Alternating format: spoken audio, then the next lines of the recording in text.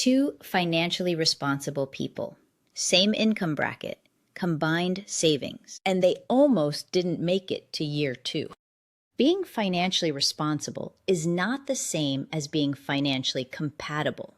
And the difference only becomes visible when you ask the questions most couples spend years avoiding. I'm Dr. Shae. Today I'm going to show you the 3 financial conversations that go deeper than the budget, the ones that reveal what money actually means to each of you at a level most couples never reach.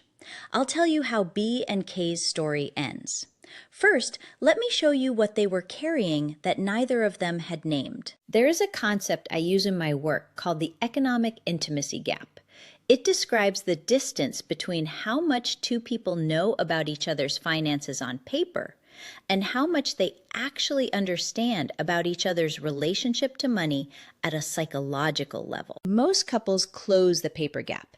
They share income numbers, they see each other's credit scores, they merge accounts or discuss them. What they almost never do is close the psychological gap. The psychological gap is this: your financial behavior is not driven by what you know about money. It is driven by what money meant in the family you came from. 3 questions reveal where someone actually lives in their relationship to money, not where they perform. First, what is your earliest money memory? Not your first paycheck, the first time money felt like something. Safety, shame, scarcity, power. That memory is still operating in your financial decisions today, usually without your awareness. Second, what does debt mean to you emotionally, not logistically? For some people, debt is a tool, a normal feature of building a life. For others, it carries a weight that is almost physical: shame, moral failure, evidence of something gone wrong. 2 people can have identical debt amounts and completely different emotional relationships to that debt. Third, what does financial security feel like, not look like? Not the number, the feeling. Because the feeling is what drives behavior. It is what determines whether someone spends when anxious, hoards when afraid, or gives generously when they finally feel safe. Those behavioral patterns don't change because you merged bank accounts. B and K had been together 3 years, engaged, both professionals, both by every external measure, financially solid. B had no debt, had never had debt, had grown up in a household where debt was treated as a character flaw, something that happened to people who weren't careful enough. The absence of debt wasn't just a financial fact. It was an identity. Kay had student loans, significant ones, from a graduate degree that had been worth it. Kay had managed them responsibly for years. They were on track. They weren't a crisis. But Kay had never told B the full number. Not because Kay was hiding something, because every time the conversation got close, Kay could feel the way B's energy changed, a tightening, a distance, and Kay would pull back before the conversation could land. When they finally had the conversation in my office, B's response confirmed what Kay had been afraid of. Not anger, something quieter and harder. A shift in how B looked at Kay, like something had changed that couldn't be unchanged. What was actually happening?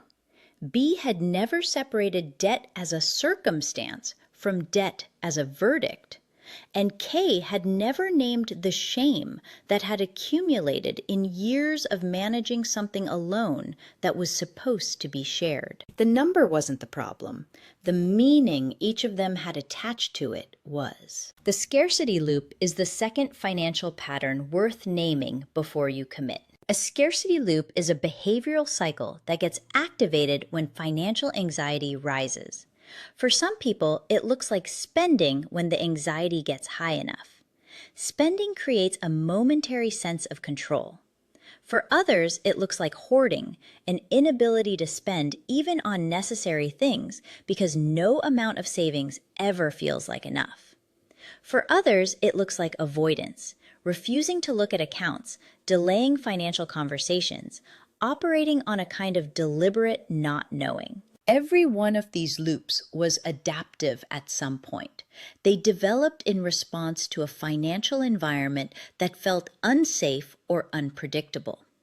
The problem is they often persist long after the original environment is gone. The question to ask your partner is not what is your spending pattern?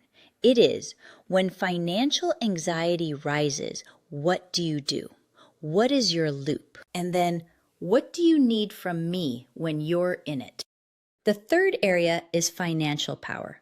Who earns more? Who manages more? What those differentials mean to each of you. Financial power imbalances inside a marriage don't have to become control issues, but they require a conscious naming. What does it mean for the relationship if one person earns significantly more? If one person takes a career break? If one person manages the finances and the other doesn't engage with them closely? These are not hypothetical questions. They are the architecture of your financial partnership. And the couples who build that architecture deliberately before they need it navigate the hard financial seasons with far less damage to the relationship underneath. Here is the objection I hear most often. We talk about money. We don't have any secrets. We know where each other stands. I believe you, and here is the clinical distinction that matters. Knowing where someone stands financially is not the same as understanding what money means to them psychologically. You can share a spreadsheet and still have no idea what your partner's earliest money memory was, what debt feels like to them in their body, what financial security would actually have to look like before they felt safe. That gap between the numbers and the meaning is what I call the economic intimacy gap. And it is the gap that shows up when real financial pressure arrives. A job loss, a medical bill, a market shift.